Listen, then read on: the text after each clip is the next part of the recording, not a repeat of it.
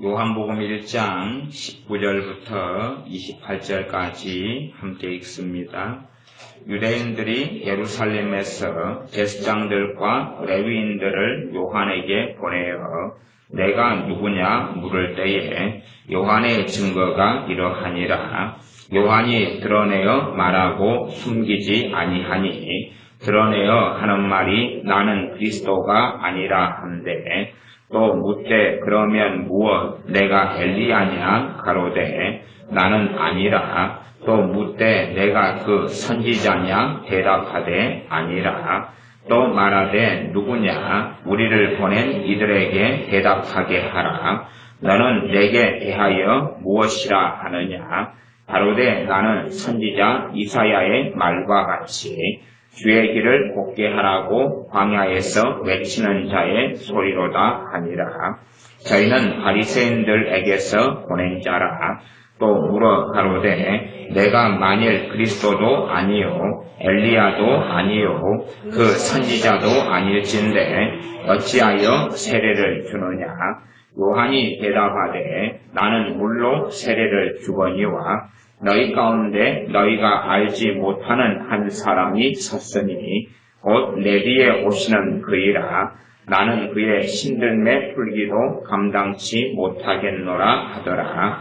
이 일은 요한의 세례 주던 곳 요단강 건너편 베다니에서 된 일이니라. 아멘.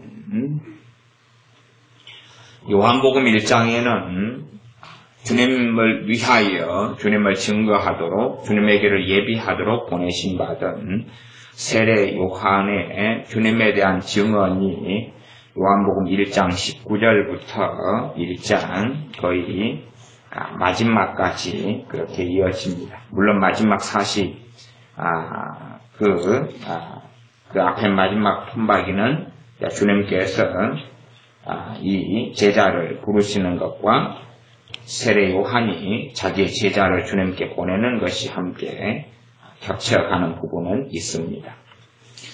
요한복음 1장 19절부터 읽으면 그렇습니다. 유대인들이 예루살렘에서 제사장들과 레위인들을 요한에게 보내어 너가 누구냐 물을 때에 요한의 증거가 이러하니라. 세례 요한은 사람들에게 인정받는 사람이고 선지자로 여김받았던 사람이고 세례 요한을 백성들은 칭송하고 그를 인정했습니다. 그래서 유대인의 지도자들인 이러한 사람들은 어떻게 해야 될까, 이 세례 요한에 대하여 우리가 어떻게 생각하고 어떻게 여겨야 될까 하는 고심에 빠졌습니다. 실제로는 유대인들의 신앙의 지도자인 제사장들이나 사두개인 또 서기관들 또 중심이 되는 바리새인들 이 사람들은 겉으로만 하나님을 경외했고 섬겼지 정말로 하나님을 섬기고 따르며 하나님을 경외하고자 하는 마음은 없었습니다. 바리새의 주의가 시작할 때는 말씀 중심으로 바른 사상, 바른 동기에서 시작했지만 세월이 흘러가면서 바리새인들은 참 많이 변질되어져 왔습니다. 변질의 중심은 종교화겠죠. 종교화. 그렇기 때문에 우리는 과거 신약시대의 유대인들을 유대교라 그렇게 말해버리기도 합니다. 원래 유대교라는 것은 없었습니다. 그냥 하나님의 백성만 있었고 하나님의 백성 가운데 하나님을 등지고 하나님을 떠난 백성이냐 하나님을 경외하는 백성이냐 하는 이야기만 있었지 유대교라는 것은 없다가 유대인들이 하나님을 섬긴다고 말하지만 정말로 하나님 아버지께서 보내신 메시아이신 그리스도를 영접하지 아니하고 참으로 하나님을 경외하지 않는 길을 걸으면서도 하나님의 백성이라고 남아있는 그 무리들, 그 모임을 하나의 또 다른 종교로 여겨서 어느 때부터 유대교라 그렇게 일컬어지게 되고 전 세계의 핵심적인 종교 중에 하나를 유대교라 그렇게 세계 사람들은 인정하고 있습니다. 어떤 면에서 이미 유대교화 돼버린 사람들, 이 사람들의 문제는 이 이스라엘 선민인 하나님의 백성들의 신앙의 중심, 또 성경 해석의 중심이 되어져 오고 있습니다. 실제로 유대인들은 구약 성경을 믿는다고 주장하지만 유대인들이 말하는 또 유대인들 가운데 랍비라 하는 사람들 꽤 상당히 학자적인 소양을 가지고 있다는 유대인 랍비들이 구약 성경을 주석을 달고 해석하는 걸 보면 참으로 얼토당토 않습니다. 말하자면 유대인들 랍비들이 하는 성경 해석은 일관성도 없고 공통점도 거의 찾을 수가 없습니다. 그냥 코에 걸면 코걸이, 귀에 걸면 귀걸이 스타일이지 일률적으로 어떤 교단이나 교리를 이루는 것도 아니고 그냥 자기 마음대로 해서 유대인 랍비들이 구약 성경을 어떤 식으로 해석하느냐라고 단순하게 말할 수가 없습니다. 원체 공통점도 없고 지그들 마음대로 성경을 해석하기 때문에 그렇습니다. 물론 그러한 것은 과거에 유대교라든지 그 과거에 자신들의 조상들의 성경 해석에서부터 그 줄기는 흘러내려왔다 그렇게 말할 수 있습니다.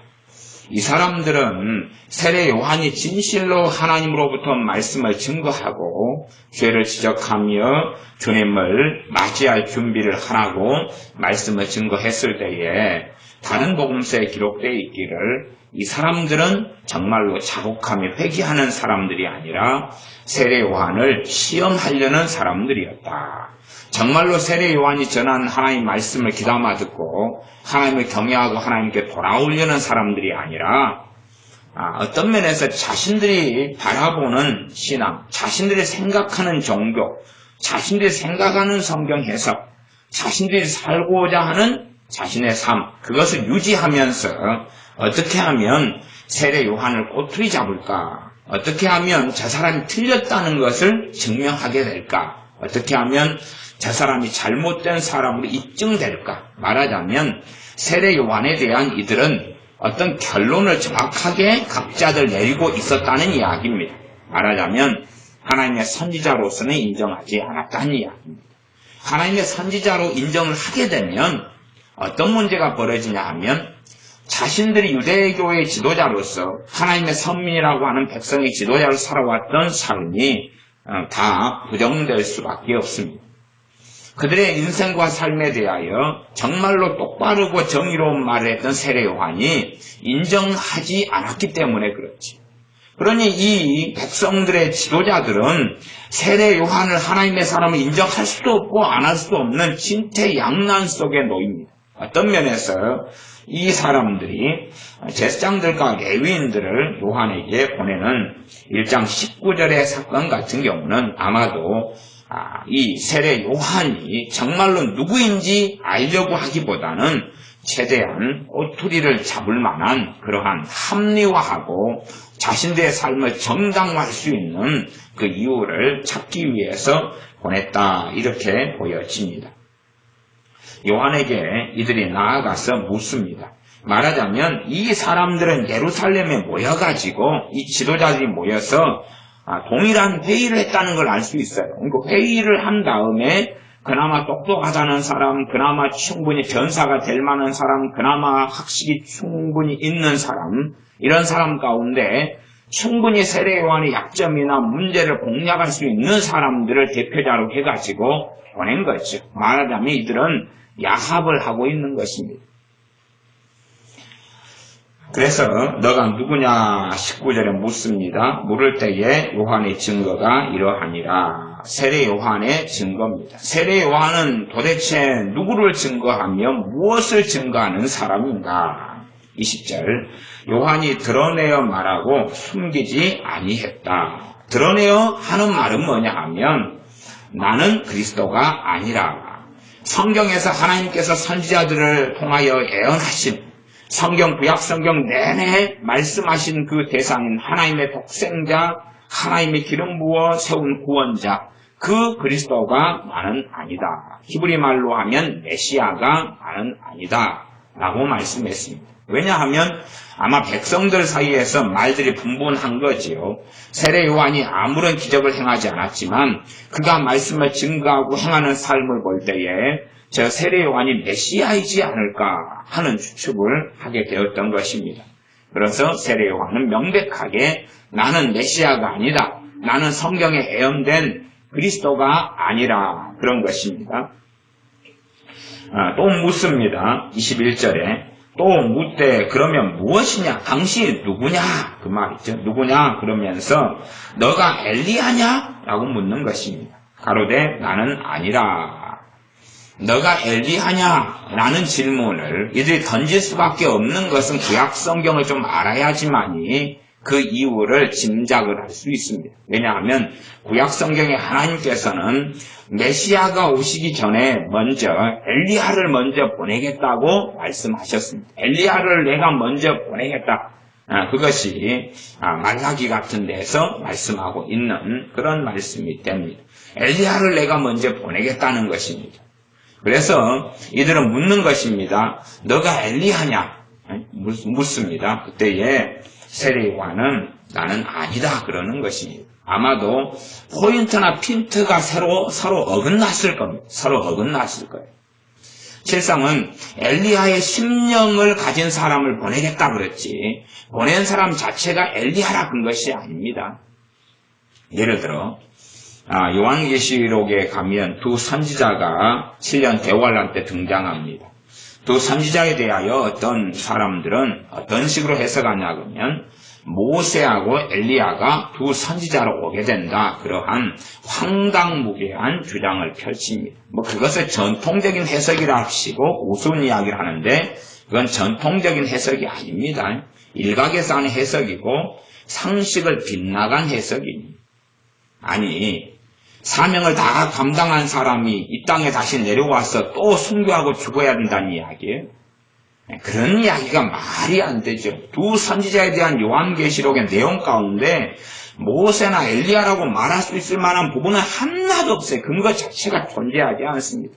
그런데 스스로의 기괴한 신학이나 사상을 가지고 두 선지자가 모세 아니면 엘리야겠다. 왜냐하면 정말로 놀라운 기적을 행하니까 그런 사람이 모세하고 엘리야 정도밖에 더 있겠느냐 그러는데 요엘서의 말씀을 전혀 이해하지 못하는 것이고 주님께서 말씀하신 내가 한 것보다 더 큰 일을 너희는 할 수 있을 것이다 하는 믿음의 말씀에 대하여 전혀 이해하지 못한 어리석은 소치가 됩니다. 이런 것들은 은사 중단론이 활개를 칠 때에 그러한 그럴듯한 해석으로 등장할 수 있는 것이나 잘못된 방향, 잘못된 주장, 잘못된 해석에 불과합니다.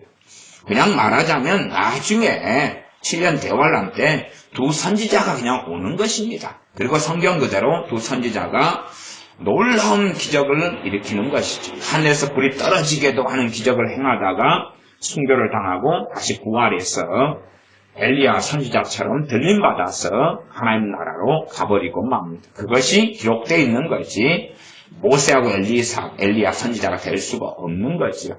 마찬가지로 이제 이들의 성경 이해는 그런 거죠. 엘리야냐 묻는 것은 구약시대에 그 왔다가 승천했던 그 엘리야냐라고 묻는 겁니다. 그러나 주님께서는 아니 세례 요한은 나는 그 엘리야가 아니라는 거지. 실제로 이 이스라엘의 지도자들은 성경을 잘못 해석했기 때문에 이들은 성경에서 예언된 말씀의 본질을 모르고 그 동일한 존재이냐라고 묻는 거죠. 그러나 세례 요한은 결코 엘리야가 말하자면 환생해가지고 태어난 그런 존재가 될 수가 없는 거죠. 어디가 환생의 성경에 있단 말이에요. 그건 존재하지 않는 이야기입니다. 한번 죽는 것은 사람에게 정하신 일이요. 그 후에는 심판이 있을 것이다 말씀했지. 한 사람이 사명과 사역을 달려갈 길을 사도 바울처럼 다 마친 다음에 새로 사역을 시작하는 그런 일은 존재하지가 않습니다. 그런 의미에서 이 유대인들은 잘못 생각하고 있었던 거죠. 그 엘리야와 동일한 존재냐 그런 거죠. 그럴 때 세례 요한은 당연하게 아니다 그런 겁니다. 너희들이 생각하는 그 존재는 아니다는 거죠. 그러니까 이 사람들은 또한 구약에 예언된 것에 대한 오해와 곡해를 합니다. 어떤 곡해를 합니까? 성경에 그 예언된 사건에 이야기하는 엘리야가 세례 요한이 아닌갑다 그러는 거죠. 그들이 잘못 성경 해석한 것에 대하여 교정하면서 맞다라고 고쳐질 이유가 없습니다.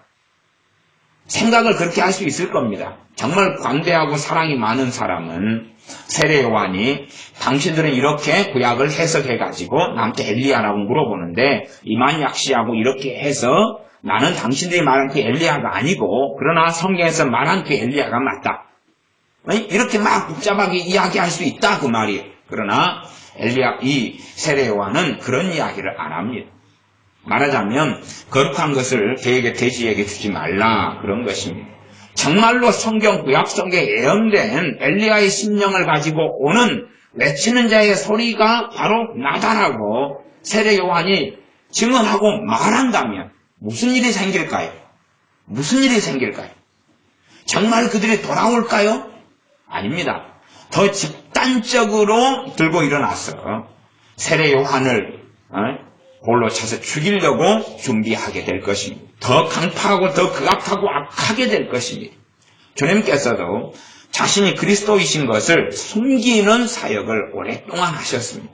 내가 그리스도인 것을 말하지 말아라. 숨겨라. 계속하여 그걸 말씀하십니다. 내가 그리스도인 걸 숨겨라라고 말씀하세요.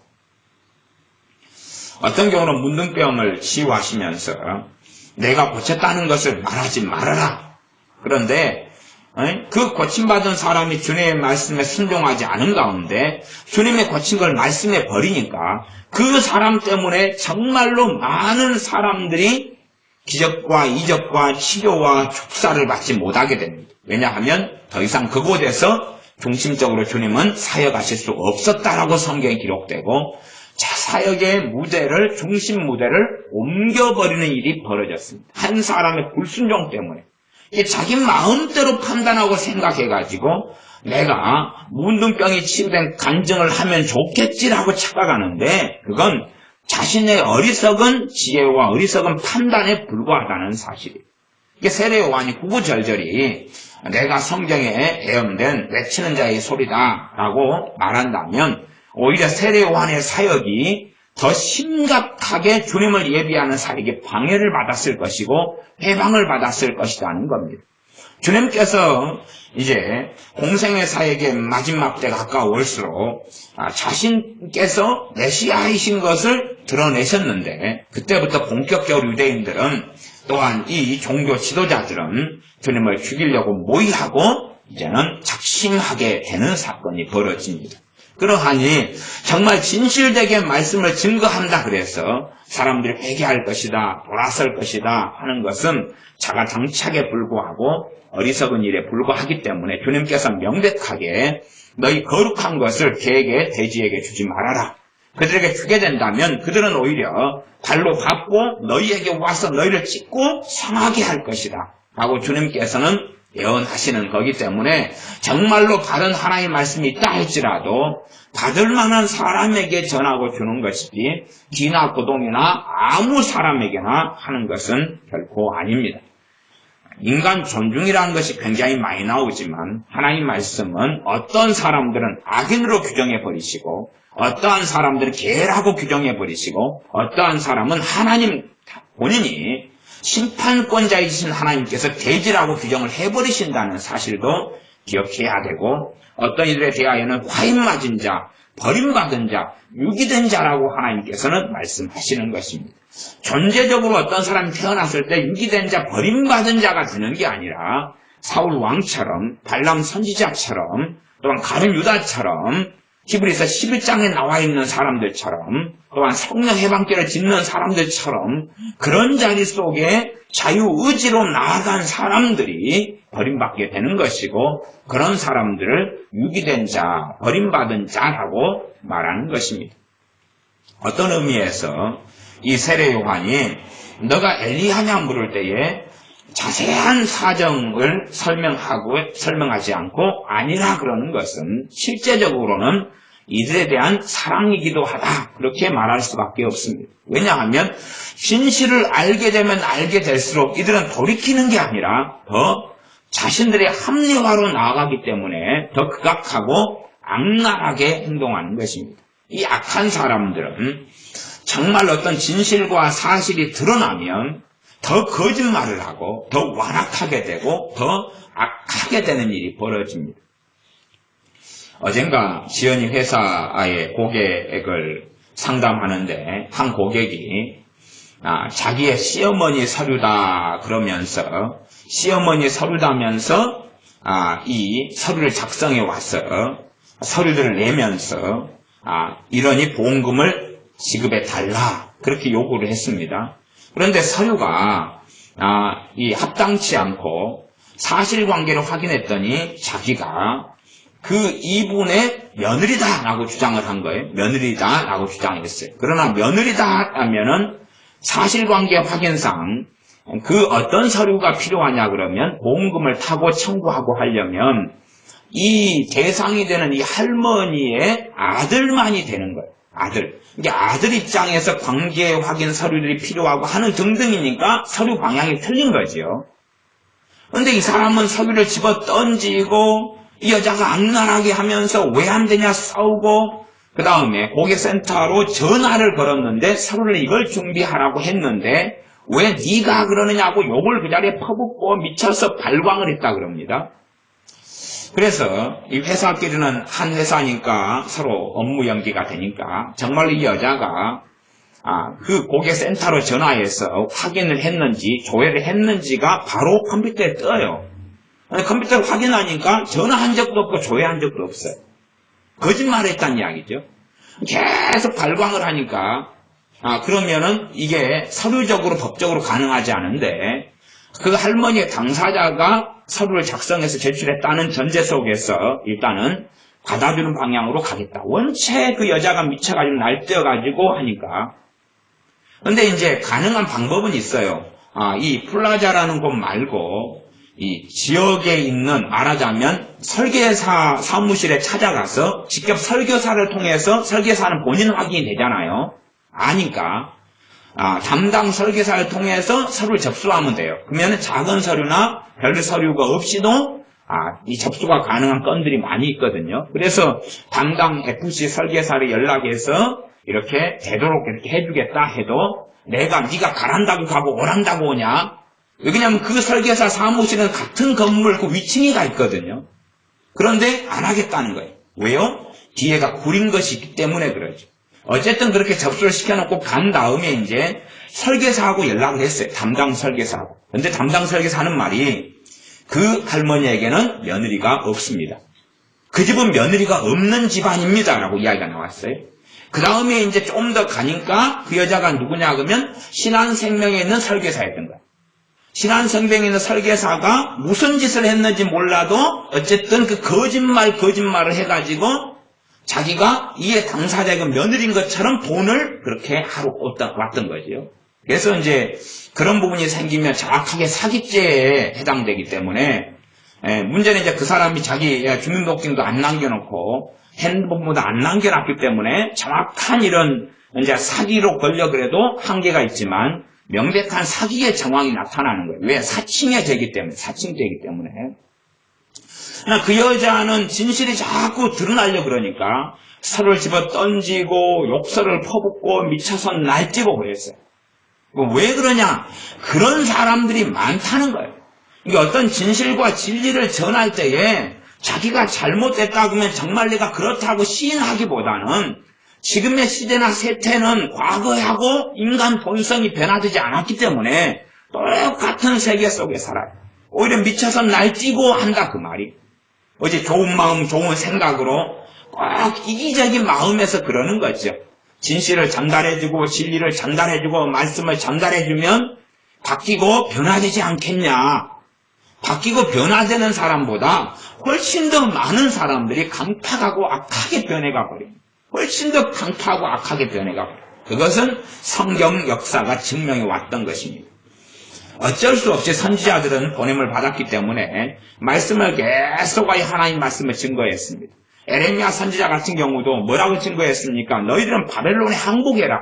항복해라 했습니다. 그러니까 선지자가 들었던 말은 뭡니까? 이 물 없는 구덩이에 갇히고 굶기고 물도 주지 않고 그 다음에 이 매국노야 라고 그를 굉장히 고통과 고문을 가하는 그러한 비참한 길을 선지자는 걸어갈 수밖에 없었고 대다수의 선지자들도 돌에 맞아 죽고 하다 죽임을 당하는 그런 일들이 있었습니다. 그건 역사적인 반복되는 일이기 때문에 그 선지자의 피해자에서 반드시 이 세대에게 내가 갚겠다라고 하나님은 선언하고 계신 것입니다.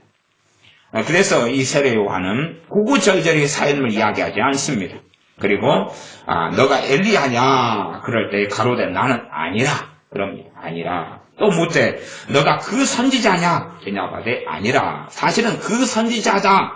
이분은 메시아 그리스도를 이야기합니다. 우리 주님께서 왕으로서 제사장으로서 선지자로서 오셨고 모세와 같은 선지자를 세우겠다 할 때에 애언됐던 그분이 주님이십니다. 그래서 이 사람들은 성경 해석이 이렇게 중구난방이기 때문에 그리스도에 대한 애언하고 그 다음에 모세와 같은 선지자를 세운다는 그 애언이 다른 걸로 이해했던 거죠. 그래서 그 선지자냐라고 물을 때에 세례 요한은 아니라 그럽니다. 22절 또 말하되 누구냐 우리를 보낸 이들에게 대답하게 하라. 19절에는 이 온 사람들이 제사장들과 레위인들이 왔다 그래요. 이 사람들은 어떤 사람들이니까 백성의 지도자고 제사를 담당하며 하나님의 성전에서 하나님을 섬기는 일을 하는 주의 종의 자리에 있는 사람들. 그 사람들이 우리를 보낸 사람들에게 그러니까 더 높은 사람들, 더 권력을 가진 사람들, 최소한 대제사장들부터 그런 사람들 핵심에 대해서 보냈다는 것을 알 수가 있습니다. 우리를 보낸 이들에게 대답하라. 너는 너에게 대하여 무엇이라 하느냐. 왜냐하면 세례 요한의 사역이 독특했기 때문에 일반 선지자하고는 지금 세례 요한이 달랐던 것까지는 이들이 인식하고 있다 그 말이에요. 이게 보통 구약시대에 있었던 선지자였다면 이들은 아마 이런 질문을 하지 않았을 거예요. 물론 구약시대에 있던 선지자의 흐름이라 할지라도 이 사람들은 선지자를 인정하지 않았지만 인정하게 되면 자신들이 살아왔던 삶이 얼마나 잘못됐는지가 드러나고 인정받지 못하게 되니까 선지자로서 인정하지 않았겠지만 그러나 보통 때 있었던 선지자들하고는 다른 양상을 세례 요한이 보이는 것을 안다 그 말이에요. 왜 다른 양상입니까? 세례 요한의 핵심적인 사역이 뭡니까? 죄를 씻는 세례를 주는 사역을 했어요. 죄 사함을 얻게 하는 세례 주는 사역을 했는데 그런 것은 역사적으로 선지자들 가운데 아무도 한 기록이 성경에는 없어요. 세례를 요단강물로 세례는 침례죠. 물에 담그면서 죄를 고백하고 자백을 받으면서 죄를 씻는 세례 주는 사역을 했는데 그러니까 얼마나 이게 특별하고 독특하냐 그 말이에요. 이 세례에 대해서 침례에 대하여 구구절절 설명하기 어렵지만 일단은 이 사람들은 최소한은 무엇은 이해하고 알고 있냐 그러면 25절에 보면 또 물어 가로되 너가 만일 그리스도도 아니요 엘리야도 아니요 그 선지자도 아닐진데 어찌하여 세례를 주느냐. 세례 주는 것 가지고 이야기를 하는 거예요. 세례 주는 것 가지고 이 세례가 죄를 씻기는 세례인 거죠. 하나님께 죄를 고백하고 회개하게 하고 자복하게 하고 그로 말미암아 이 죄가 씻어지는 놀라운 신비로운 세례가 이루어지는 상황이었습니다. 어찌하여 세례를 주느냐? 너 도대체 누구냐? 라고 묻는 그것입니다. 구약시대에 있었던 보통의 선지자들 같으면 이런 특별한 세례 주는 이런 일은 안 할 텐데 너는 뭐냐? 라고 묻는 거지요. 다시 23절로 가면 너는 내게 대하여 무엇이라 하느냐? 이런 22절의 질문에 대하여 23절은 가로되 나는 선지자 이사야의 말과 같이 주의 길을 곱게 하라고 광야에서 외치는 자의 소리로다. 성경 그대로 이야기하는 것. 그 말씀을 더 이상 해석해 주지 않습니다. 나중에 엘리야를 보내리라 했던 그 엘리야가 이것하고 같은 말씀이라는 것까지도 설명해 주지 않아요. 그 정도 엘리야의 심령을 가지고 아니면 엘리야를 보내리라 광야에 외치는 자의 소리가 있고 그를 보내겠다. 이게 다 같은 말씀이라는 것을 세례 요한은 알아요. 왜? 사역을 하려면 최소한 자기의 정체성을 알아야 될 거 아니에요.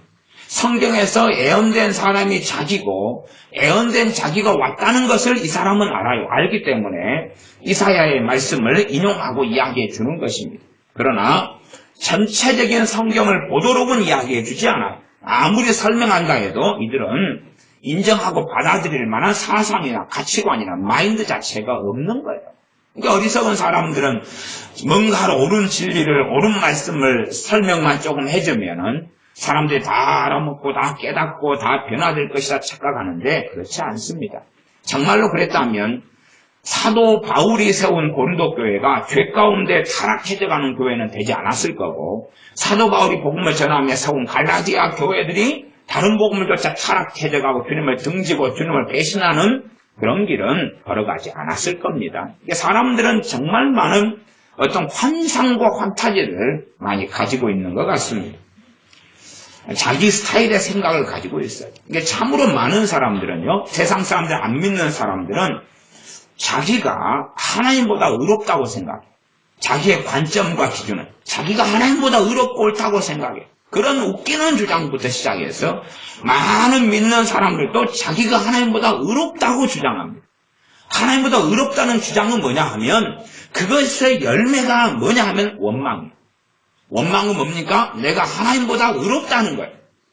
원망은 삶 가운데 고난이나 고통을 통해서 나타나는 그 사람의 방향성이지. 잘못된 길에 대한 방향성이 원망이에요. 원망을 가지고 있다는 이야기는 세상이 불공평하다는 이야기고 세상의 주관 되신 하나님께서 잘못 행하신다는 이야기예요. 그렇기 때문에 원망을 가지고 있는 사람들이 하나님의 은혜 속에 살 수도 없고 마귀 역사만 충만하게 가지고 어리석은 인생과 삶을 살아가는 건 당연한 것이며 하나님의 돌보심이 있습니다. 제가 원망을 가진 사람들에게 제가 이렇게 이야기했어요. 원망을 가진 사람들에게 정말 이 원망의 문제를 풀지 않으면 당신은 하나님 앞에 설 수 없습니다. 그렇게 이야기했더니 어떤 원망을 가진 사람이 저한테 그렇게 이야기하는 거예요. 제가 아무리 원망을 품어도 하나님은 저를 사랑하십니다. 제가 아무리 원망을 품어도 하나님은 저와 함께 하시고 지금까지 나를 이렇게 내 입에서 원망하고 저주하는 말들이 나왔어도 하나님은 나를 돌보셨습니다. 뭐 이런 이야기를 하는 거예요. 저는 지금 그런 이야기도 고린도전서 말씀의 근거에서 한 이야기예요. 오히려 원망하지 말아라. 원망하는 자들 하나님이 죽이셨다. 이것이 너희들에게 거울이다. 라고 말씀한 성경보다 오히려 더 약화시켜서 이야기한 거예요. 약화시켜서. 원망한 사람들이 거울이다. 원망한 사람들 하나님 죽이셨다. 그 죽임당한 사람들은 누구였습니까? 하나님의 백성들이라고 하는 출애굽된 이스라엘 백성들이었어요. 그것이 거울이라는 이야기는 동일한 일이 우리에게도 일어나고 일어날 수 있다는 말씀이 고린도전서 말씀인 거예요. 그것보다 완화시켜가지고 정말로 원망을 가지고 어떻게 하나님 앞에 살아갑니까? 어떻게 하나님의 은혜 속에 살아갈 수 있단 말입니까? 그 은혜를 기대할 수 없습니다. 라고 이야기한 것은 굉장히 완화시킨 이야기예요. 사실은. 그런데 그분은 자신이 원망해도 하나님의 사랑은 더 크기 때문에 괜찮아요.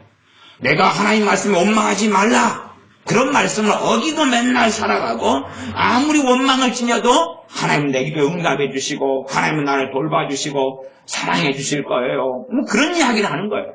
이게 전혀 대화가 통하지 않았던 거예요. 그래서 저는 후회가 되더라고요. 그런 양반하고 왜 말을 섞었을까? 저런 사람하고 왜 대화를 했을까? 아예 상종을 안 할 텐데 상종을 안 하려고 그러는데 목사님 질문이 있습니다. 그리고 묻는 걸요. 뭐 어떻게 하겠어요? 집회에 참석한 분 중에 한 분이 목사님 질문이 있습니다. 그러면서 막 자기에게 막 역사하고 귀신 역사하는 걸 가지고 묻는 거예요. 그리고 원인을 찾아 들어갔더니 그중에 핵심적인 것 하나가 원망인 거예요. 그런데 자기는 목사님 어떻게 하면 마귀가 내게 떠나갑니까? 물으면서 제가 원망의 문제를 해결해야 됩니다. 그러니까 괜찮아요. 그러는 거예요. 아무 문제 없어요. 지금까지 이 원망의 문제 해결하지 않고도 잘 살아왔어요. 아니 그럼 뭐라고 마귀 문제 때문에 나한테 상담을 해요? 잘 살아왔다면서.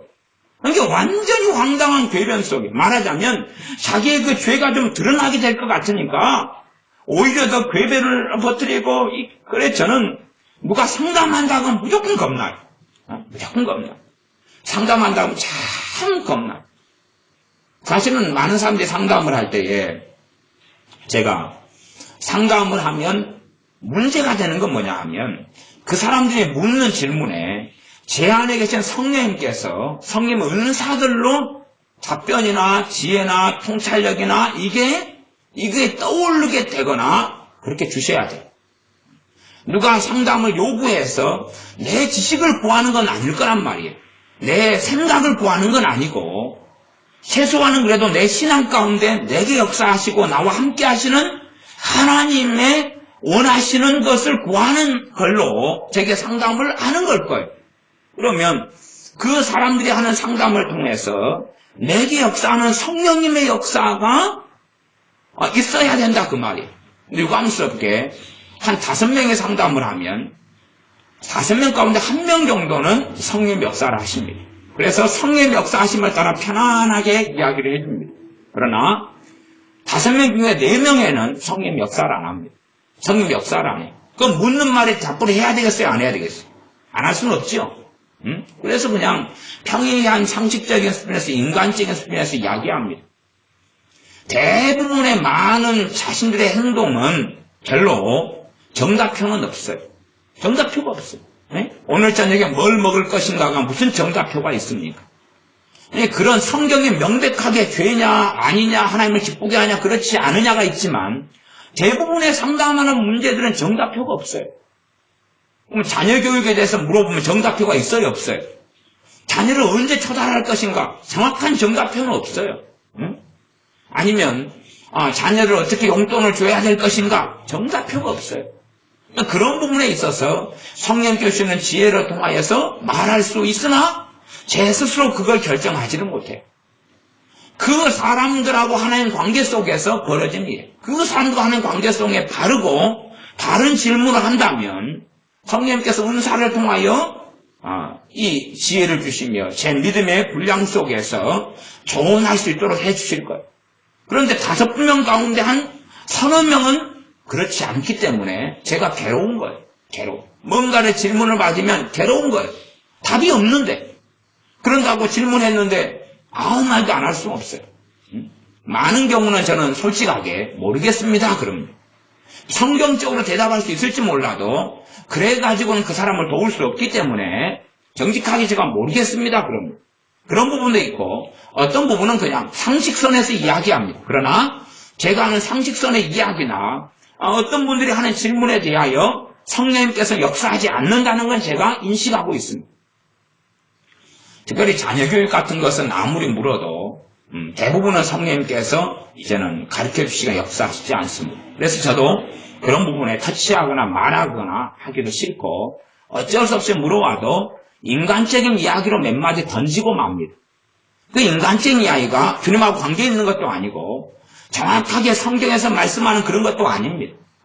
자녀교육에 대한 핵심적인 말씀은 100구절이 있지만 실제적인 삶의 정황 속에서 실천을 옮길 때 되면 그게 천인천색 만인만색이고 범사의 때가 있고 기한이 있기 때문에 그건 알 수가 없는 거다 그 말. 자녀를 초달하라 이런 자문의 말씀이 있다 그러면은 초달하라는 게 하나님 뜻이니까 하루 24시간 때리고 있을까요? 하나님 뜻이니까 24시간 찌지게 팰까요? 아니면 하루에 한 번씩 1시간씩 때릴까요? 그거 답이 없잖아요 그거. 답이 없잖아요. 한 달에 한 번은 날 잡아서 매월 초에 월삭으로 때릴까요? 안 그러잖아요. 답이 없는 거예요. 그런 걸로 가면 이제 그런 이야기를 제가 하고 있는 거예요. 그러니 어떤 사람들이 저한테 상담한다고 물을 때에 최고 난감한 질문은 자기 문제가 아니라 남 문제를 물어볼 때는 진짜 난감합니다. 남 문제. 남 문제가 뭐겠어요? 자기 남편, 아내, 자식들, 부모, 형제. 그 중에 남 문제는 뭡니까? 그들이 어떻게 변화될까요? 그런 문제입니다. 아니 자기부터 변화가 똑바로 돼야지. 자기도 변화 안 되는데 남이 어떻게 변화되겠어요? 나 빼놓고 타 있는 남이. 그건 정말 깝깝한 문제. 상담 몇 마디로 변화된다면 우리 애들 다 성령 충만하고 믿음을 다 드렸죠. 나부터 그냥 성령 충만하게 살아갔겠죠. 안 그러겠습니까? 근데 그런 게 아닌데 그래서 상담할 때 되면 저는 제법 겁이 납니다. 상담의 은사를 주님께서 일찍 주셔서 94년부터인가 상담 은사를 받아서 20년이 넘었지만 그래도 상담한다고는 겁나요. 겁이 안 날 때는 뭐냐 그러면 이미 상담할 때부터 성령이 제게 기름 붓고 역사하고 있을 때는 아무 문제가 없어요. 근데 그런 경우는 별로 없더라 그 말. 별로 없더라. 그 사람이 하는 질문하고 하나님하고는 별로 상관이 없더라 그 말이에요. 자기는 선하고 훌륭하게 보이지요. 내 남편 어떻게 변화해야 됩니까? 어떻게 변화시킬까요? 묻는 게 굉장히 훌륭하게 보이고 성경적으로 보이잖아요. 그렇게 말할 수 있어요. 다 저 사람 변화되는 건 하나님 뜻이잖아요. 그렇게 말하면 제가 뭐라고 이야기하겠어요? 그렇습니다. 그러죠. 아니다. 그러겠습니까? 그럼 말장난에 불과한 것이 말장난에 불과해요. 그래서 그런 건 정말 갑갑한 이야기가 되어집니다. 자, 이제 세례 요한은 어찌하여 이제 23절에는 선지자 이사야의 말과 같이 주의 길을 곱게 하라고 광야에서 외치는 자의 소리로다.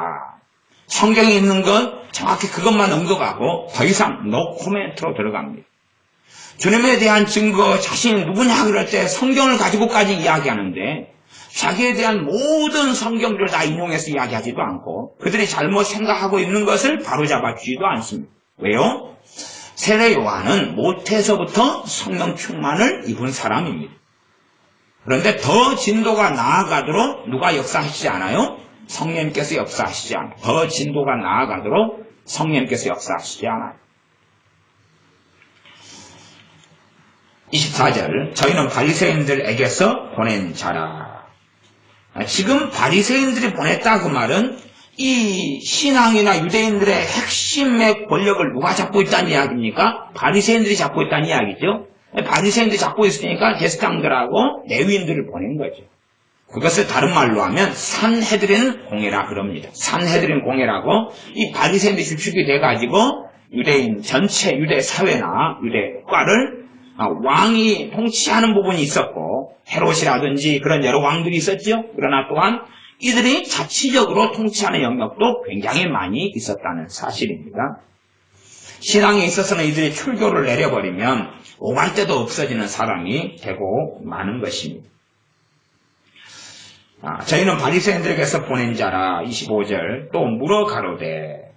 이 바리새인들에게 보냈으면 바리새인들의 입맛에 맞는 대답을 들어야 되고 바리새인들의 입맛에 맞는 대답이 아니면 바리새인들은 어떻게 하겠어요? 주님께서 바리새인에 대해 뭐라고 말씀하시냐면 너희는 마귀 자식이다. 너희 뱃속에는 온갖 악독이 다 들어가 있다. 라고 말씀하신 사람들이에요. 한 명을 전도해다가 너희보다 훨씬 더 악한 마귀 자식, 지옥 자식으로 만드는 자들이 너희들이 다 그런 사람들이에요. 이미 말도 통하지 않아요. 극소수의 바리새인을 제외하고는 정말로 이미 악의 축이 되고 적그리스도의 세력에 대해서 살아가는 사람들이 당대에 유대인들의 신앙의 지도자들인 이런 바리새인들이었습니다. 25절 또 물어 가로되 너가 만일 그리스도도 아니요 엘리야도 아니요 그 선지자도 아닐진데 어찌하여 세례를 주느냐. 정말 이 세례가 어떤 면에서 놀라운 것이었거든요.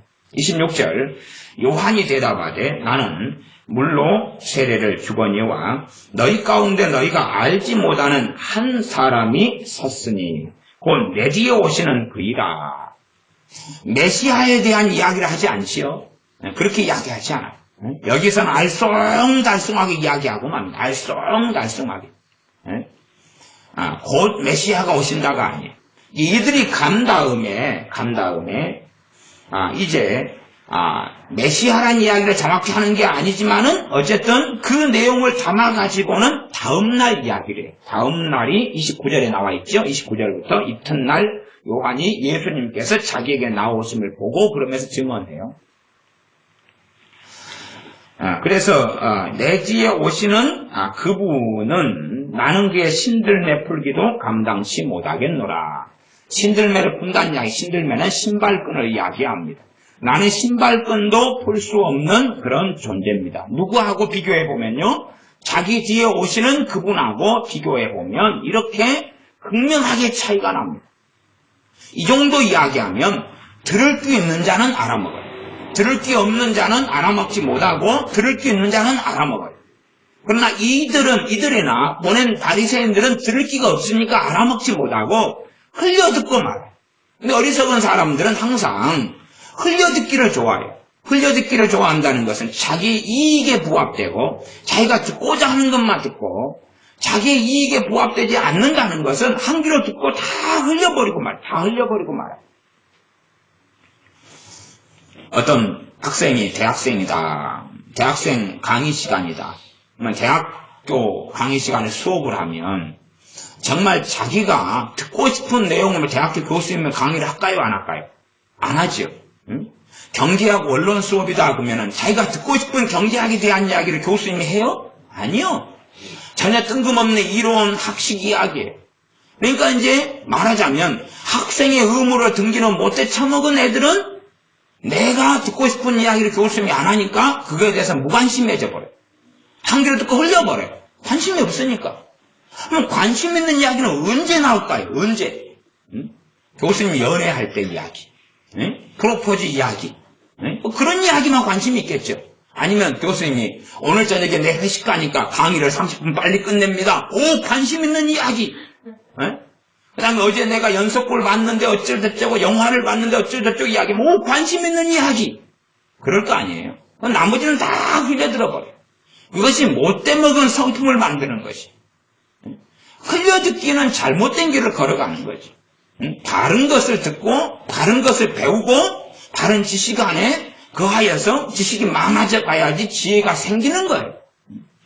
참 그래서 아이들 공부 못하는 아이들은 흘려듣기에 도사 명수예요. 같은 자리에서 대화를 나누고 이야기했는데도 돌아놓고 나면 들은 것이 없다는 거예요. 한 번도 들어본 이야기가 아니라는 거예요. 이런 애들은 참 못돼 처먹은 거예요. 못돼 처먹은 인생과 삶을 사는 거예요. 그런 애들이 어떻게 실력이 늘어가고 어떻게 이 세상에서 사회에서 어우러져서 살아가겠다. 왜 이건 기본 성품에 대한 이야기, 기본 성품에 대한 이야기. 그러니까 들어야 될 건 들어놔야 되는데 무관심한 거예요. 무관심한 다음에 이제 자기 하고 싶은 대로 하는 거죠. 자기 하고 싶은 대로 하면 실패하겠죠. 뭐 안 되겠죠. 안 되면은 뭐 합니까? 세상을 탓하고 부모를 탓하고 다른 사람 탓하고 원망을 하죠. 그런 길을 걸어갑니다.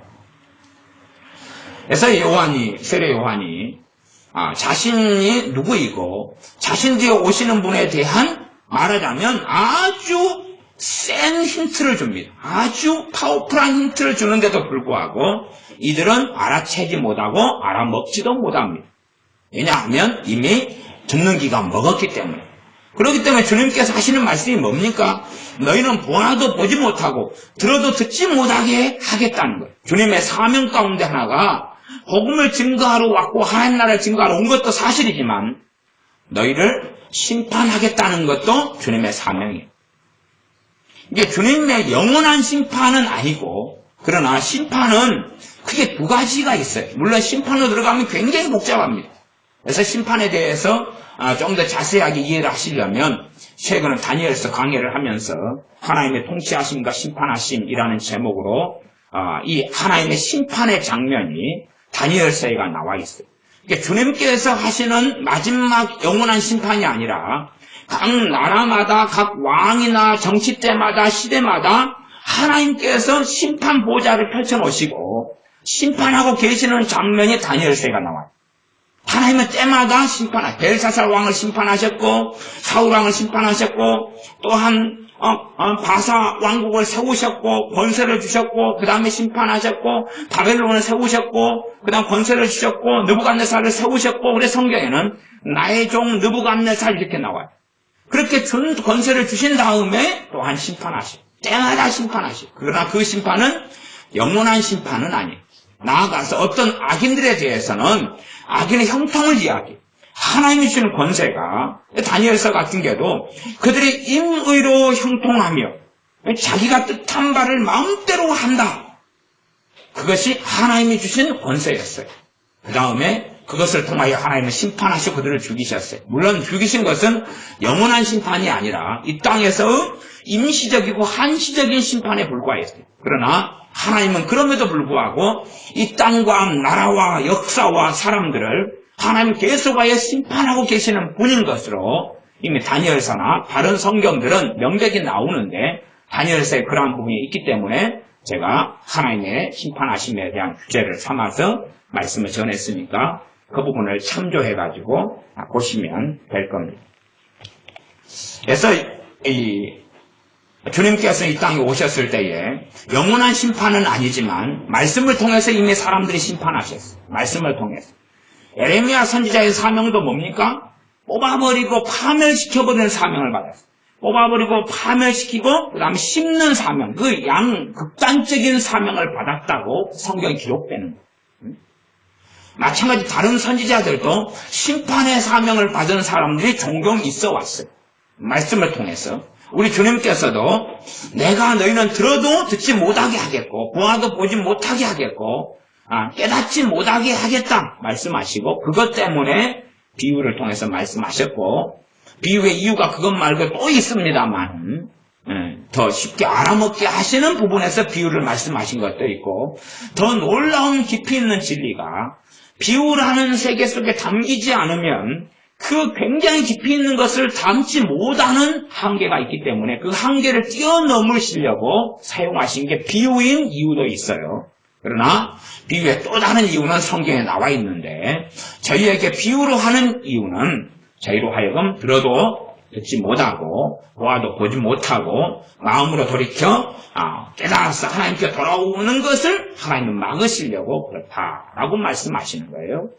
주님은 그렇게 말씀하셨고 그래서 이 성경에서도 이렇게 정말 큰 힌트를 세례 요한이 주어도 이들은 메시아에 대한 것, 그리스도에 대한 것이라는 것을 알지 못하였습니다.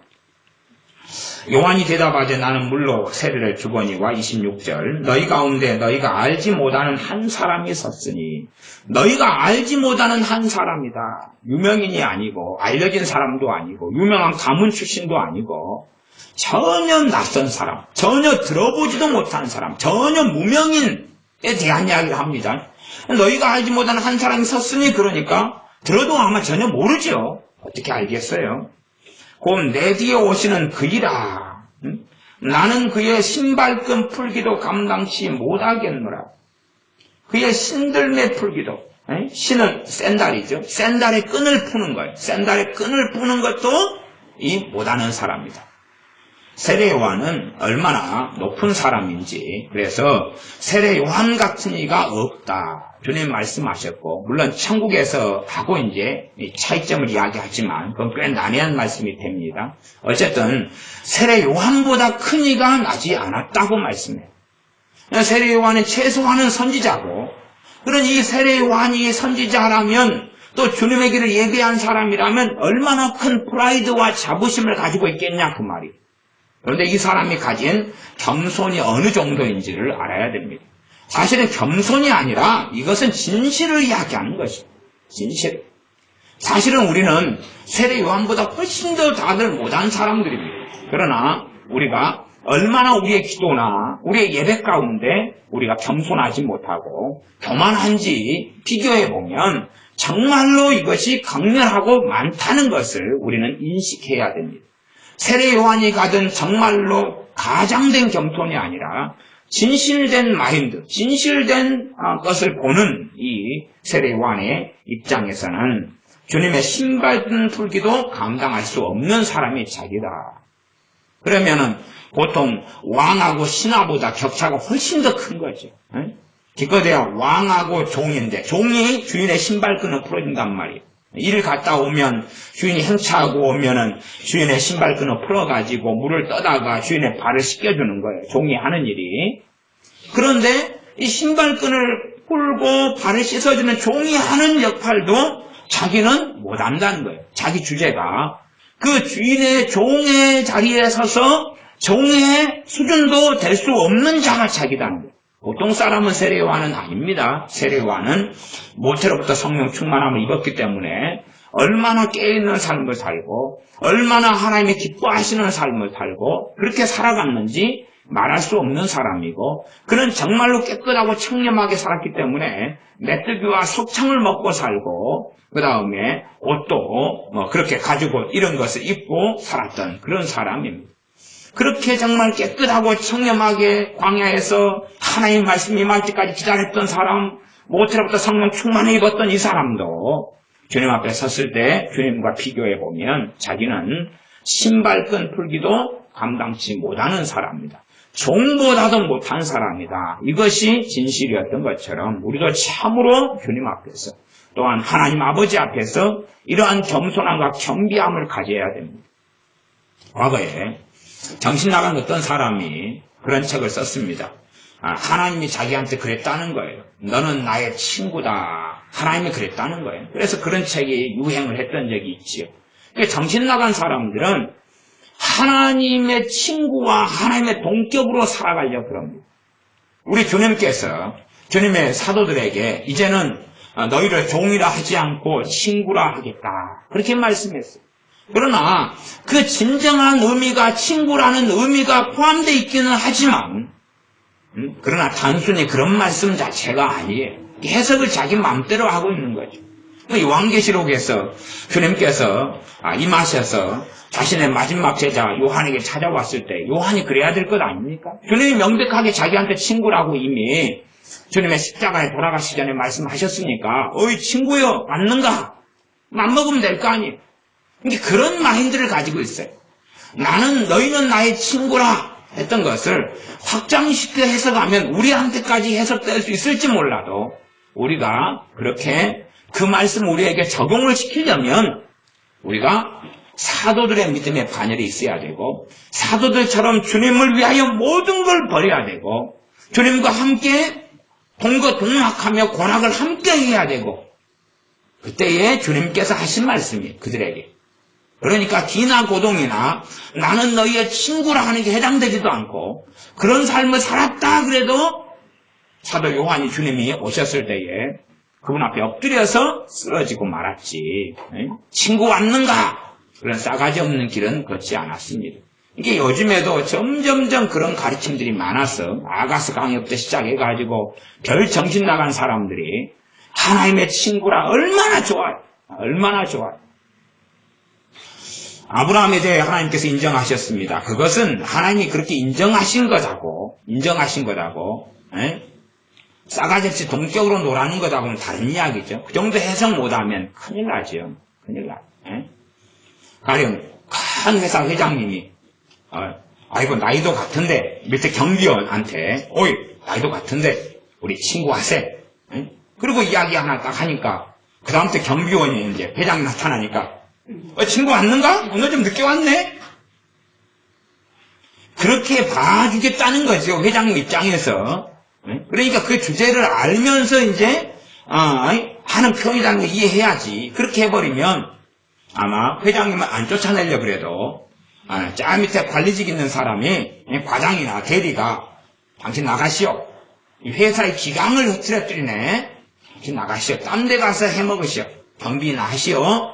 그리고 우리 회사 경비는 더 이상 안 돼요라고 쫓아내고 말 거예요. 아브라함한테 하나님이 벗이라고 했는데 그러면 하나님이 나타나셨을 때에 아브라함이 어이 친구 잘 지냈는가? 내 말하는 거 좀 다 들어주소. 아브라함이 그랬단 말이에요. 성경에 어디가 그랬어요? 오히려 하나님의 제사장으로 있는 멜기세덱만 만나도 아브라함은 아무것도 아니에요. 아무것도 아니에요. 왜? 멜기세덱보다 수준이 낮으니까. 멜기세덱은 낮으니까. 그래서 성경 히브리서 같은 데도 멜기세덱에 대해 이야기하면서 과연 11조를 받은 멜기세덱이 높은 사람이냐? 11조를 바친 아브라함이 높은 사람이냐? 그리고 멜기세덱이 아브라함에 대하여 축복을 빌었는데 복은 높은 자가 비냐 낮은 자가 비냐? 그러니 멜기세덱이 아브라함보다 높은 자 아니냐? 그렇게 멜기세덱에 대한 또 아브라함의 관계에 대한 설명을 정확하게 하고 있습니다. 그러하니 아브라함 같은 사람에게 하나님께서 나의 벗이라 인정하셨다 해서 하나님 벗이 될 수가 없는 거예요. 벗이 될 수 없어요. 그러니까 성경 몇 개를 가지고 조금 기도하고 성경명 보고 막 찬양 좀 하니까 전도 좀 했다고 우리는 하나님의 친구로 하나님 말씀했습니다. 우리는 다 하나님의 친구들입니다. 하나님과 친구 먹습니다. 하나님의 친구의 마음을 주시옵소서 막 그러고 요즘 어떤 정신 나간 사람이 그런 걸로 찬양을 만들고 막 그러고 있어요. 그래서 그렇게 설교도 열심히 또 하는 교회도 있고 목회자도 있습니다. 그런 거에 빠지면 기분은 좋지요. 기분은 좋지 않습니까? 최소한 자기가 세례 요한 수준은 좀 된 다음에 세례 요한 수준이 되면 세례 요한이 고백했던 말씀도 자기 걸로 삼을 수가 있어요. 그러니까 세례 요한 같이 그냥 이 세례 요한보다 큰 자가 없다 하는 그 세례 요한 같은 삶과 믿음과 인생과 하나님 부르심과 순종과 그런 삶을 살면서 이제 이 말씀을 자기 걸로 삼아야 돼요. 자기가 삼는데 말씀이 나는 주님의 신발 금풀기도 감당치 못하는 사람이다. 그렇게 하는 거예요. 고린도전서에 사도 바울이 우리는 하나님의 동역자들이요. 그렇게 말씀했어요. 이게 동역자들이다. 이걸 또 오버해가지고 극단적으로 흘러가는 사람은 우리가 하나님과 동등하게 어깨를 나란히 하고 동업자로서 이렇게 일을 한다. 그런 정신나는 걸로 해석하면 큰일이 나는 것입니다. 어떤 특정한 부분에서 일부의 어떤 특정한 부분에서 거기에 해당되는 뭔가를 말씀하려고 이 하나님의 동역자라는 단어를 갖다 쓴 거예요. 그러지 감히 그래서 사도 바울이 그러지 않습니까? 내가 복음을 전한 후에 도리어 버림을 받을까 봐 두려워하기 때문에 두렵고 떨림으로 너희 구원을 이루라. 그리고 나도 그렇게 정말로 내가 주의하고 주님 앞에 경신하게 깨어있는 삶을 산다라는 그런 말씀들을 전하였던 것입니다. 마찬가지로 세례 요한도 정말로 자기 주제 파악을 잘 하고 있기 때문에 나는 주님의 신들매 신발끈 풀기도 감당치 못하겠노라 라고 정직하게 말하는 것입니다. 이 세례 요한이 가지고 있는 정말 이 마음, 이 정신 및 생각이 우리가 가져야 될 바른 마음이고 겸손함이에요. 사람들이 희한하고 이상한 세계 속에 빠져들어가는 걸 좋아합니다. 왜냐하면 사람들이 애언을 추구하는 이유가 있어요. 애언을. 거짓된 애언의 특성이 있어요. 물론 거짓된 애언이요. 다 마귀로부터 오는 건 아닙니다. 다 마귀로부터 오진 않아요. 이 애언하는 사람이 심성에서 만들어내는 거예요. 물론 애언하는 사람이 작용도 하겠죠. 그러나 자기 심성에서 섞어버리는 거예요. 뭐 우리가 물 한 컵에 있다. 물 한 컵에 10%만 독약을 풀어요. 10%만. 물 한 컵에 10%만 독약을 부으면 90%가 깨끗한 물이니까 먹고도 살죠. 좋을 거 아니에요. 90%가 깨끗한 생수인데 거기 10%밖에 안 넣었는데 괜찮잖아요. 그러면 독약 풀기는 미안하니까 똥물만 10% 풉시다. 깨끗한 생수에다가 똥물만 10%를 풀어요. 그러면 90%가 생수니까 얼마나 마시기 좋아요. 얼큰하고 좋을 거 아니에요. 그러죠? 아니면 90% 생수에다가 10%만 그냥 휘발유를 부어봅시다. 아니면 석유를 부어봅시다. 그러면 깨끗한 생수 90% 아니에요. 갖고 휘시 젖어가지고 마시면 90% 생수니까 얼마나 시원할 거예요. 맛있고. 섞어버리고 짬뽕해버리면 온갖 더러운 것이 되고 맙니다. 그러니까 애언의 거짓된 애언, 잘못된 애언은 특징이 명확해요. 뭐냐 하면 세례 요한이 자기에 대한 진실한 자기의 고백과 자신의 처지와 자리를 이야기한 것하고는 정반대 길을 걸어갑니다. 정반대 길은 뭐냐 하면 애언을 듣는 사람을 자꾸 자존망대하게 만듭니다. 당신은 위대한 사람이에요. 하나님은 당신을 크게 쓸 거예요. 당신은 하나님께서 당신 통해 큰 영광을 받을 거예요. 지금은 당신이 낮고 비천하지만 나중에는 더 놀랍고 아름다운 자리에 설 거예요. 하나님께서 당신을 통하여 정말 많은 영혼이 돌아오게 할 거예요. 당신이 처음은 미약하나 나중은 창대하게 될 거예요. 처음 미약하나 나중은 창대한다는 것이 그것이 성령 충만한 사람이 욥한테 한 이야기가 아니라 욥을 공격하고 비난하고 저주하는 욥의 세 친구 중에 한 명이 한 이야기예요. 그러니까 뒤에 말씀으로는 좋은 말씀 자체가 아니에요. 좋은 의미도 아니었다고 말이에요. 그러나 그런 걸 갖다가 써가지고 당신이 지금은 미약하나 나중에는 정말 잘 될 거예요. 당신을 통하여 하나님이 큰 영광을 받으실 거예요. 너는 위대한 종이라 내가 너를 들어 크게 쓰리라.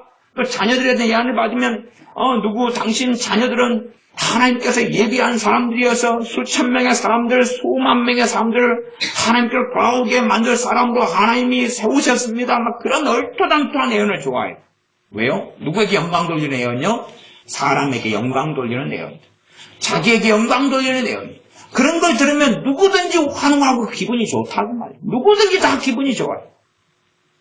그러나 주님께서 그렇게 예언한 적이 어디 있느냐? 주 예수님께서, 우리 주님께서 그렇게 예언하신 적이 어디가 있냐고 말. 사도들이 그렇게 예언한 적이 어디가 있냐고 말. 나아가서 선지서들을 보면 선지자들이 도대체 누구에 대하여 그런 예언을 했느냐고. 누구에 대하여. 격려하고 위로할 수는 있어요. 격려하고 위로하는 것하고 장래가 결정론인 것처럼, 운명론인 것처럼, 정해진 것처럼, 그렇게 대단한 사람, 위대한 사람, 높은 사람, 큰 사람으로 정해진 것처럼 착각하고 거짓말된 예언을 할 때에 사람들은 정말로 좋아하고 그것을 따릅니다. 그런 예언을 추구하려고 사람들이 예언받기를 좋아하는 거예요. 예언할 때마다 가장 놀라운 예언, 가장 바른 예언은 뭡니까? 책망이에요. 책망. 그렇기 때문에 이 가장 핵심적인 진실한 예언은 성경 66권이에요. 사도들이 쓴 서신서들도 다 그게 예언이에요. 히브리서도 그게 본질상 예언이에요. 그러면 그 본질상 예언인 그 말씀들이 책망이 많은 건 알잖아. 격려가 있고 모이기를 힘쓰자, 그 다음에 힘을 내라, 인내해라, 그리고 그날이 가까운 볼수록 더욱 그리하자, 여러 격려들이 있지만 책망도 굉장히 많아요. 책망하고 훈계하고 경계하는 게 얼마나 많아요. 그게 참된 예언이에요. 그러면 누가 예언 받으러 올 때 책망만 한다. 몇 번 책망하면 예언 받으러 와요, 안 받으러 와요? 안 받으러 온단 말이에요. 안 받으러 와요. 그래서 과거에 어떤 선지자는 별명이 그랬죠. 흉한 일만 예언하는 선지자. 이게 예언할 때마다 안 좋은 일만 예언하니까 예언을 안 받는다는 거예요. 그 선지자에게. 그러면 안 좋은 일을 왜 예언합니까? 이런 어떤 왕이었어요? 아방이었죠. 아방 이런 악한 왕이 지가 못돼 처먹게 사니까 하나님으로부터 좋은 말씀이 올 수가 없잖아요. 좋은 말씀이 올 수가 없는 거예요. 마찬가지로 하나님을 섬겼던 여호사밧 왕 같은 경우도 그가 악한 자 아합과 동조하는 삶을 살고 악한 자를 위하는 삶을 사니까 선지자가 와서 뭐라 이야기합니까? 당신에게 하나님의 진노가 이제는 떨어진다. 하나님의 진노가 당신에게 임한다라고 예언을 합니다. 이 참된 선지자는 왕이라는 것 가리지 않는 거예요. 물론 자기 멋대로 그냥 한국교회를 정죄하고 책망하고 저주하면서 자칭 선지자인 내에서 맨날 내리까면서 그렇게 하면서 자기가 선지자고 그 기름부음 있는 양 요즘에 착각하는 또 못돼 먹은 사람들, 미혹된 사람들도 많습니다. 참된 예언은 사람을 높이거나 사람의 영광을 돌리지 않습니다. 그러나 가짜 예언은 그 사람을 부추게, 그 사람이요 한 달 지난 다음에 예언을 또 받습니다. 그러면 한 달 동안 자빠져 자요. 한 달 동안 밥만 먹고 똥만 싸요. 한 달 동안 드라마 봐요. 그 다음에 이제 그 사람은 예언을 또 받으려고 가요. 왜 그렇습니까? 예언만 받으면 화려하고 좋은 게 나오니까 자기는 불로서도 아무 노력도 아무런 것도 안 했는데 이제 하나님이 정말 좋은 걸 예언해 줄 걸 기대하는 거예요. 그런 사람들이 많다는 것은 이미 그 예언을 하는 그 단체나 사람들이 정말로 다 틀렸다 이렇게 말할 수 없지만 많이 잘못된 길을 걸어간다는 것입니다. 많이 어그러진 길을 걸어간다는 거예요. 정말로 우리는 세례요한처럼 경비한 자리에 서서 그런 식의 어떤 사람을 높이는 예언의 방식, 그런 걸 듣거나 그런 걸 추구하지도 않아야 되고 우리 마음 가운데 내가 옳고 내가 바르고 하나님은 틀렸다 그래가지고 교만하거나 원망으로 들어가는 그 악하고 어리석은 삶 속에 들어가지 않아야 됩니다. 원망하는 사람의 특성은 뭐냐 그러면 정말로 수고하고 땀 흘리고 노력하지 않는 사람, 정말로 수고하고 땀 흘리고 노력하지 않는 사람들은 뭘 원합니까? 편한 걸 원해요. 가만히 있어도 다 되고 지구가 세상이 자기 중심으로 다 돌아가고 근처에 있는 사람들은 자기를 항상 환영해주고 박수 쳐주고 위해주고 노력하지 않아도 뭐가 생기고 얻어지고 그걸 원하는 거예요. 자기가 책임지지 않아도 되고 그걸 원하는데 그게 안 되니까 원망이 일어나는 거예요. 원망이 일어나고 남 탓을 하고 부모 탓을 하고 자기가 노력하지 않고 수고하지 않고 애쓰지 않았다. 정말로 노력하고 살아가는 사람들은 원망을 안 합니다. 원망을 안 합니다. 특별히 안 믿는 사람은 제외하고 예수님 믿는 사람이 수고하고 노력하는 사람들, 그런 사람들은 절대 원망 안 합니다. 왜냐하면 하나님께서 그 사람들을 도우시기 때문에 그렇습니다. 책임지는 사람들, 수고하고 땀 흘리는 사람들, 하나님은 도우시며 긍휼 베푸기를 멈추지 아니하시기 때문에 그렇습니다. 기도하겠습니다. 아버지 하나님, 정말로 우리가 교만하고 하나님께서 은혜 주실 수 없는 사람들이 되지 않게 하시고 하나님께서 긍휼히 여기시며 하나님께서 우리에게 말씀하실 수 있는 사람들, 하나님 말씀을 통해 깨닫게 하시며 변화시킬 수 있을 만한 겸손함과 하나님의 은혜를 받을 만한 그런 사람들이 되게 하여 주시옵소서. 우리가 어리석어서 교만해지지 아니하고 자기 의 속에 빠지지 아니하고 또한 우리 주제를 파악하지 못하여 자칭 높은 자로 되어져서 감히 하나님의 친구의 자리에 찬탈하여 하나님의 친구라고 주장하려는 그런 악한 무리들 속에 들지 않도록 주님 말씀 속에서 겸손함을 배우게 하시며 낮아짐을 배우게 하시며 우리가 얼마나 어리석은지, 우리가 얼마나 부족한지, 우리가 얼마나 부패한지, 우리가 얼마나 우리 안에 완고함과 완악함이 많은지를 보게 하셔서 우리 주님만 의지하여 구원 속에, 영생 속에, 주님만 의지하여 은혜 속에, 주님과 함께 살아가는 삶 속에 들게 하여 주시옵소서. 예수님의 이름으로 기도하옵나이다. 아멘. 기도하겠습니다.